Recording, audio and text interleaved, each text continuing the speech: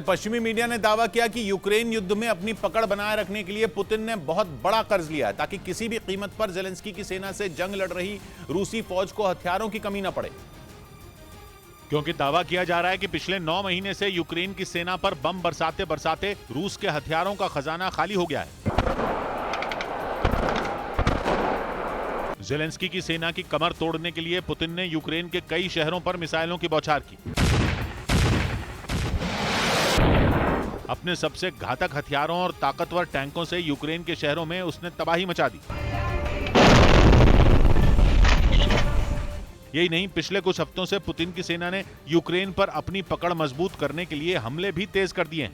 मतलब यह कि पुतिन वो सब कुछ कर रहे हैं जिससे जंग में उन्हें बढ़त मिल सके। लेकिन पश्चिमी मीडिया का दावा है कि यूक्रेन के शहरों को खंडहर में तब्दील करते करते रूस कर्ज के दरवाजे पर पहुंच गया। ब्रिटेन के रक्षा मंत्रालय के मुताबिक जंग लंबी खिंचने से रूस में आर्थिक संकट गहराता जा रहा है, जिसकी वजह से पुतिन बेचैन है क्योंकि रूस में गहराते आर्थिक संकट का असर यूक्रेन जंग में भी दिखने लगा है। दावा तो यहां तक किया जा रहा है कि यूक्रेन की सेना से लड़ने के लिए पुतिन के सैनिकों के पास हथियारों की भारी कमी हो गई है, जिसकी वजह से यूक्रेन में पुतिन की सेना पिछड़ती जा रही है। पश्चिमी मीडिया के मुताबिक लुहांस्क और डोनेस्क में रूस के सैनिकों के पास हथियार खत्म हो गए हैं, जबकि यूक्रेन की फौज नेटो देशों से मिले हथियारों से लैस है। इसीलिए यूक्रेन के जोरदार पलटवार से रूस के सैनिकों के पैर जंग के मैदान से उखड़ते जा रहे हैं। पश्चिमी मीडिया का कहना है कि गिरती अर्थव्यवस्था की वजह से रूस में हथियारों का निर्माण भी ठप पड़ गया है। इसी वजह से पुतिन को भारी भरकम कर्ज लेने के लिए मजबूर होना पड़ा है। ब्रिटेन के रक्षा मंत्रालय ने दावा किया कि रूस ने यूक्रेन से लड़ने के लिए $13 बिलियन यानी भारतीय रुपयों में करीब 11,000 करोड़ का कर्ज लिया है। माना जा रहा है कि यूक्रेन के खिलाफ जंग के मैदान में डटे रहने के लिए रूस ने चोरी छुपे इतनी बड़ी रकम उधार ली है ताकि यूक्रेन में अपने कब्जे वाले इलाकों पर रूसी सेना की पकड़ कमजोर न हो। लेकिन पिछले 2 हफ्तों से रूस ने यूक्रेन के शहरों पर हमले तेज कर दिए हैं। इसीलिए यह दावा किया जा रहा है कि रूस की सेना के पास हथियार तेजी से घटते जा रहे हैं, जबकि यूक्रेन को नेटो देशों से एक से बढ़कर एक हथियार मिल रहे हैं, जिनके दम पर यूक्रेन रूस के सामने 9 महीनों से टिका है, जबकि इस जंग में रूस अकेला है।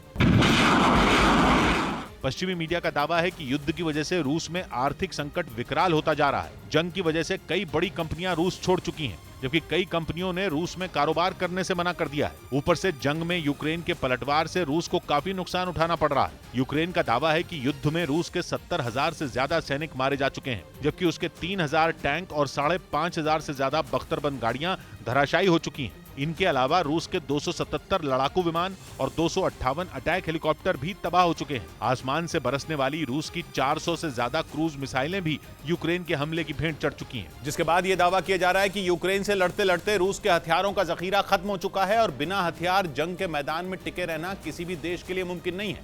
इसीलिए पुतिन ने इस संकट से निकलने के लिए भारी भरकम कर्ज लिया है, क्योंकि वो ये जानते हैं कि जंग के इस मोड़ पर जरा सी कोताही हार की वजह बन जाएगी। इसी वजह से कुछ रोज पहले पुतिन ने रूस की कंपनियों को 24 घंटे हथियार बनाने का आदेश दिया था। दावा यह किया जा रहा है कि हथियारों की कमी से कई मोर्चों पर यूक्रेन की सेना रूसी फौज पर भारी पड़ रही है।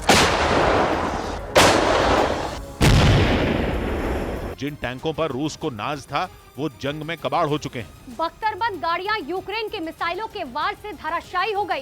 रूस की तोप भी यूक्रेन के बमों के आगे ठहर नहीं पाई, जबकि उसकी दागी गई ज्यादातर मिसाइलों को भी यूक्रेन ने हवा में ही मार गिराने का दावा किया। इसी वजह से ये कहा जा रहा है कि रूसी सैनिक ऐसे हथियारों के लिए तरसने लगे हैं जो यूक्रेन का मुकाबला कर सकें। और अब खबर है कि जंग के मैदान में हथियारों की कमी को पूरा करने के लिए पुतिन ने इतना बड़ा कर्ज लिया है।